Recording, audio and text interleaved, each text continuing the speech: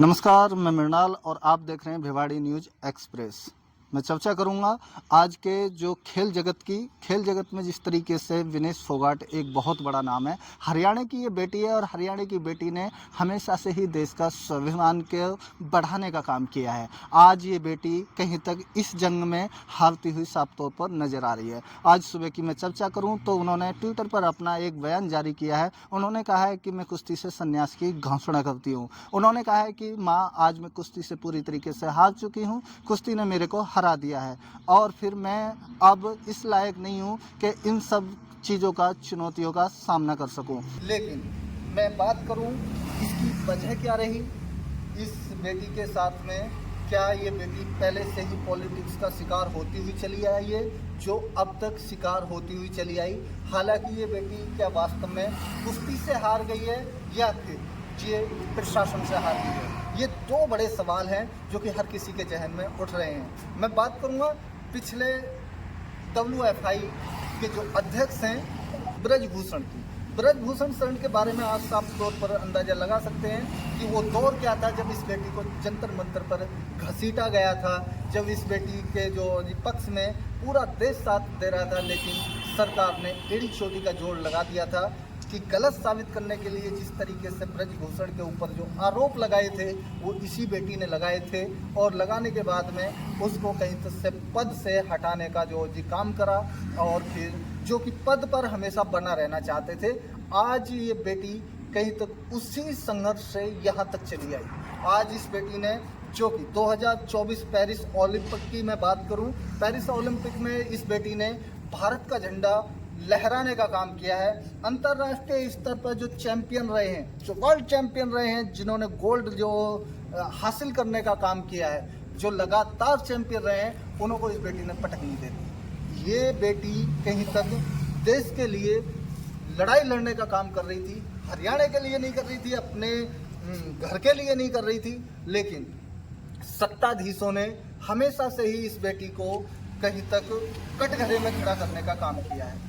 अगर आज आप ट्विटर की कुछ हेडलाइंसों को देखेंगे, ट्विटर के पोस्टों को देखेंगे, तो आप साफ तौर पर अंदाज़ा लगा सकते हैं कि ये देश किधर जा रहा है। इस देश में बड़ा ही दुर्भाग्य की बात है कि अगर किसी का जो मनोबल अगर जहाँ पर बढ़ाने की बात करते हैं, तो वहीं पर आधे से ज़्यादा लोग मनोबल तोड़ने की बात करते हैं। इस बेटी को डिस्क्वालीफाइड कर दिया गया। डिस्क्वालीफाइड इसलिए कर दिया गया कि मात्र 100 ग्राम इस बेटी के अंदर वजन एक्स्ट्रा पाया गया। फाइनल को जो करने के बाद में फाइनल में इस बेटी ने जगह बना ली थी, सिल्वर मेडल की जो हकदार थी, लेकिन मॉडलिंग में इस बेटी का जब वेट किया गया तो फिर इसके अंदर 100 ग्राम वजन एक्स्ट्रा पाया गया।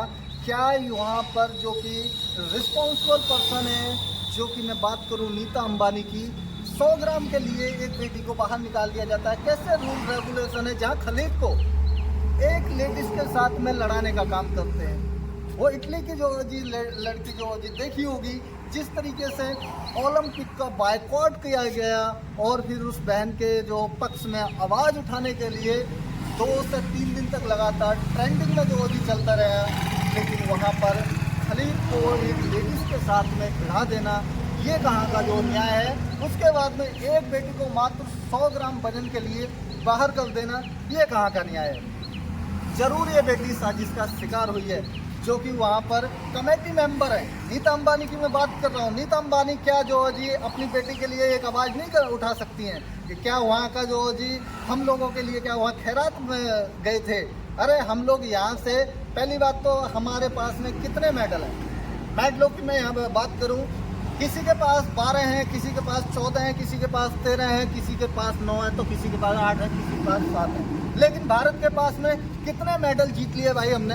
हर बार हम कितने मेडल जीत के ले जाते हैं? जैसे तैसे करके इस बार हम लोग अब की बात जो 3 मेडल हमारे को मिले हैं वो ब्रोंज मेडल मिले हैं। और इन्हीं मेडलों की मैं बात करूं तो इन्हों में जो एक मेडल जो शामिल होने जा रहा था, एकमात्र गोल्ड मेडल शामिल होने जा रहा था अब तक के खेल प्रतिस्पर्धा में। लेकिन यहाँ पर इसको जो है इन्होंने ब्राम लगाने का काम किया। इसका जिम्मेवार कौन है? और रही बात यहाँ की जो यहाँ की पॉलिटिक्स है, यहाँ की पॉलिटिक्स किस स्तर तक जा सकती है, वो आप इसका अंदाजा यहाँ से लगा सकते हैं। जब मथुरा की सांसद जो हेमा मालिनी से जब पूछा गया तो उन्होंने कहा कि हाँ कहीं तक वेट जो जी ओवर होने की वजह से इन्हों को डिस्क्वालीफाइड किया गया है, इन्हों को वेट पर ध्यान देना चाहिए था। लेकिन हद तो तब हो गई साहब जब उन्होंने हल्की सी मुस्कान के साथ में ये कहा कि मेडल के हकदार तो थे लेकिन अभी मिलेगा नहीं। यार ये क्या बात है, मेडल के हकदार थे लेकिन अभी मिलेगा नहीं। आप लोग कहना क्या चाहते हो, आप लोग कटाक्ष क्या करना चाहते हो, समझ में बात नहीं। ये रिस्पॉन्सिबल लोग हैं। मैं बात करूंगा वहीं पर जो हिमाचल की मंडी से सांसद है कंगना रणौत की, इन्होंने ट्वीट किया था कि इसके लिए हमने बेहतरीन कोच दिया, बेहतरीन सुख सुविधाएं दी, तब जाकर के ये ऐसा खेल पा रही है। ये 6 तारीख का ट्वीट था। पर लेकिन उसके बाद में हद तो तब हो गई जब परिसर के अंदर खेल मंत्री ये कहता है कि इसके ऊपर हमने 17 लाख रुपए खर्च किए। अरे हद है भाई, 17 लाख रुपए खर्च कर रहे हो तो फिर क्या अपनी जेब का पैसा खर्च कर रहे हो क्या? कंगना रणौत तो अपनी जेब से दे रही है क्या? अरे भाई आप लोग जो सेंस वाली बात करो ना यार, पूरा देश टैक्स पेयर है, ये पैसा टैक्स का है, हम लोगों का प्यार है जो कि इस बेटी को आगे तक देखना चाहते थे। लेकिन आपके यहाँ पर जो सत्ता की जो राजनीति हुई है ना, ये राजनीति बहुत ही दुर्भाग्यपूर्ण विषय बन चुका है पूरे भारत में। आलोचना हो रही है बीजेपी सरकार की, और फिर विपक्ष ने तो यहाँ तक बोल दिया कि इसको कहीं तक काला दिवस के रूप में देखा जाए। और वहीं पर मैं सांसद की बात करूँ, नगीना से सांसद भाई चंद्रशेखर आज़ाद ने जिस तरीके से इस बहन के समर्थन में जो आवाज़ जो उठाई वो बाकी काबिल तारीफ है। चंद्रशेखर आज़ाद ने बड़े बड़े जो कि वहाँ पर जो राजनीति से जो मजे हुए लोग थे उन्हों के मुंह पर ताला जड़ने का काम किया। उन्होंने सीधा कहा कि हद तो तब है जबकि उसके पैसे देने पर जो आवाज़ उठाते हैं कि हमने इतना खर्च कर दिया, इतनी सुविधाएं दी, इतना ये सब किया। अरे तुम लोग क्या अपनी जेब से दे रहे हो? जहाँ अंतर्राष्ट्रीय स्तर पर आवाज़ उठ रही है, जहाँ जॉर्डन ने सीधे कहा जो कि अंतर्राष्ट्रीय स्तर पर जो चैंपियन रह चुके हैं, गोल्ड मेडलिस्ट हैं, उन्होंने कहा है कि भाई इस बेटी को कम से कम सिल्वर मेडल तो दिया जाए। लेकिन मजाल है यहाँ के जो जी पीएम के और फिर जो पीएम कैबिनेट मंत्रालय के एक भी मंत्री ट्वीट कर दे कि भाई हाँ भाई इसको जो जी सिल्वर के जो हकदार है ये बेटी। और बात करूँ मैं 6 तारीख में बड़ी खुशी का माहौल था, जो 6 अगस्त की बात कर रहा हूँ। 6 अगस्त को जब इस बेटी ने क्वार्टर फाइनल में जब फाइनल में जगह बनाई, क्वार्टर फाइनल को निकालने के बाद में जब फाइनल में जगह बनाई, एक ऐसी जो जापान की लगातार चैंपियन रही थी वो लड़की, उसको इन्होंने पटकनी दी, लगातार दिग्गजों को पटकनी दी, अंतर्राष्ट्रीय स्तर पर वो छवि बनाई और भारत का जो स्वाभिमान बढ़ाने का काम किया। मगर लेकिन आज राजनीति की शिकार क्या हो रही है? यहाँ पर कोई इसके पक्ष में जो सत्ता से कोई बोलने को राजी है? ट्विटर पर ऐसा माहौल खड़ा कर दिया है क्या देखने के बाद में हर कोई शर्मिंदा हो जाए। अंतर्राष्ट्रीय स्तर पर कोई व्यक्ति देखेगा तो कहेगा कि ये तो भारतीय के लोग है ही नहीं। अरे उसके लिए कह रहे हैं, कोई कह रहा है बाल कटा लो, कोई कह रहा मुफ्त का खाती है, कोई कुछ कह रहा है, कोई कुछ कह रहा है, और फिर सरकार चुप है। सरकार के पास में बांग्लादेश के पास यानी कि टाइम है, बांग्लादेश पे 50 ट्वीट कर सकते हो आप, और फिर उसके बाद में यानी कि वक्फ बोर्ड पर जो जी आप लोग चर्चा कर सकते हो। इस बहन के साथ में जो कुछ अन्याय हो रहा है, जो वहाँ पर जो पेरिस में जो राजनीति हो रही है, अंतर्राष्ट्रीय स्तर की राजनीति हो रही है, उस पर आप लोग सवाल नहीं उठा सकते।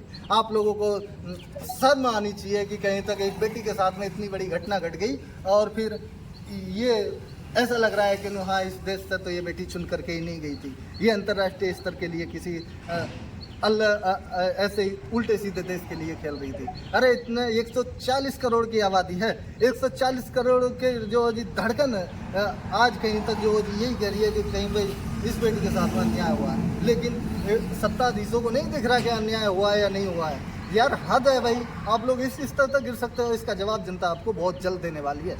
जनता ने तो जवाब दे दिया था हरियाणा में, क्योंकि आपने यहाँ पर बजट कम करने का काम किया। जहाँ पर आप गुजरात को 400 करोड़ का बजट देते हो ना, इसे 89 करोड़ में जो जी समेट देते हो हरियाणा को, ये बहुत ही दुर्भाग्यपूर्ण विषय है। आप लोगों को यहाँ पर जो शर्म आनी चाहिए कि आप लोग उस स्तर की राजनीति कर रहे हैं जो स्तर कभी कोई सोच नहीं सकता। हरियाणा में कभी आपकी 10 सीटें आया करती थी, ध्यान है, मनोहर लाल खट्टर के ने 10 सीटों के साथ में वापसी की थी। मगर लेकिन अब स्थिति क्या है, इसी लोकसभा चुनाव में 5 सीटें दी हैं, 5 कांग्रेस ले गई है। और अब के मैं दावे के साथ कह सकता हूँ कि इस विधानसभा में जनता आपको अच्छे से जो है जी जवाब देने का काम करेगी। विधानसभा इलेक्शन आप लोग हारने का जो काम करोगे, क्योंकि जो आपके जो सांसद है ना वो इतनी गलत राजनीति कर रहे हैं। और उनको आपको प्रधानमंत्री मोदी जी, मैं आपसे भी कह रहा हूँ कि कहीं तक आपको संज्ञान लेने की जरूरत है। आप लोग इस पर संज्ञान लीजिए, क्योंकि आपको जो जी पूरी दुनिया देख रही है कि किस तरीके से जो जी हरियाणा की बेटी ना, ये पूरे जो जी पूरे समाज की बेटी है, पूरे समाज ने यहाँ पर काम करने का काम किया है। और जिस तरीके से आप बेटी के साथ में पॉलिटिक्स कर रहे हो ना, ये पॉलिटिक्स कहीं तक जो जी लागू नहीं होती। कोई भी हर व्यक्ति के लिए ये बहुत ही जो दुर्भाग्यपूर्ण स्थिति है। इसके साथ ही मैं कहूँगा कि चंद्रशेखर ने जिस तरीके से आवाज़ उठाई है वो काबिल तारीफ है। और ट्विटर पर अंधभक्तों का कोई मुकाबला नहीं है। ये भक्तों को कोई नहीं समझा सकता, क्योंकि ये भक्त इसमें स्तर तक गिर सकते हैं। ये आप सब तौर पर ट्विटर खोल करके देख सकते हैं। दोस्तों बने रहिए, इसी के साथ में मिलेंगे किसी नेक्स्ट वीडियो में। तब तक के लिए जय हिंद, जय भारत, धन्यवाद।